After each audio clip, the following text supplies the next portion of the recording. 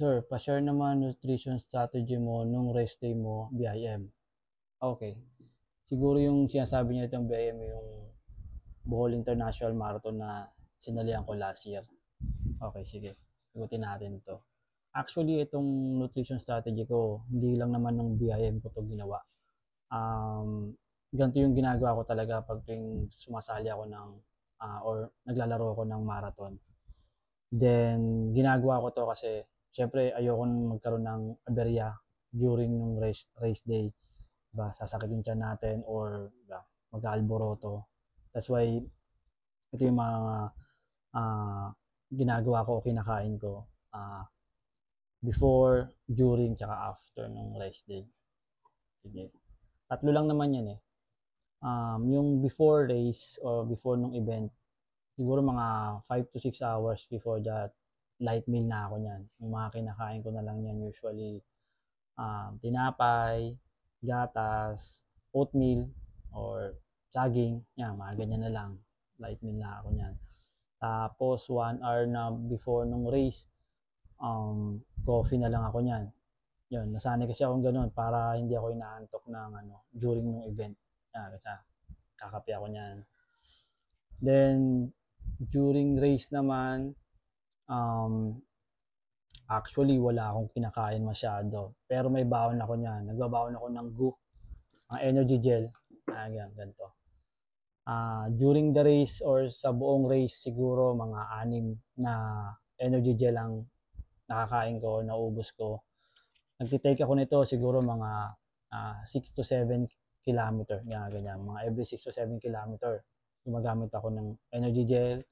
Then, aside dyan, tubig-tubig lang, Pocari, or minsan pag may Coke or soda, yan.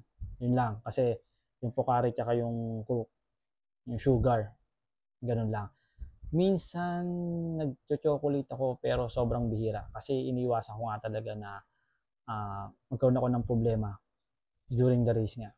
Kasi pagka sumasali kasi ako ng marathon, pinaghahandaan ko talaga yan. Mga 3 to 4 months ako nagtitraining at saka nagpe-prepare ako for that event. Then, ayoko nang dahil lang sa may nakain ako or minsan 'di ba sa mga hydration sa mga event, meron yung mga candy, chocolates, sometimes meron pa nga mga lechon or mga pagkain talaga or ulam na maraming mga event na ganoon ngayon. Hindi ako masyadong nakakain ng mga ganyan during event or during ng marathon pag sumasali ako ng marathon kasi lagi yan pag sumasali kaya nga sinabi ko is most of the time nagpi-PR ako niyan or gusto kong ma-break yung last record ko nung last na sali ko, mga ganon. Pero may mga natatandaan naman ako ng mga sinasalihan ko na kahit hindi marathon, mga half marathon or mga 10K event, pag may mga ganyan mga pag hindi naman ako wala naman akong chill lang ako, hindi naman ako magpi-PR. Kumakain naman ako pero most of the time talaga hindi kasi nga ayokong magkakaproblema yung tiyan ko during the event. Sobrang hassle nun. Then, yun. Kaya na sinabi ko, ang tinitake ko lang lagi is yung energy gel ko. Tapos, tubig-tubig lang ako niyan sa mga hydration stations, Pocari, tsaka kung may soda, yan, ganun lang. Wala akong masyadong yung mga binibigay nila ng mga ibang pagkain. Most of the time, di talaga ako kumakain yan. During the race, Then, after naman ng race, siyempre, tapos na, yan, pwede na. Actually, kahit pwede ko nang kainin. Doon na ako parang nag-celebrate na ako. Na, yan, kakainin ko na lahat ng gusto kong kainin. Yun. Sana nakatulong. And, kita-kits, mga boss.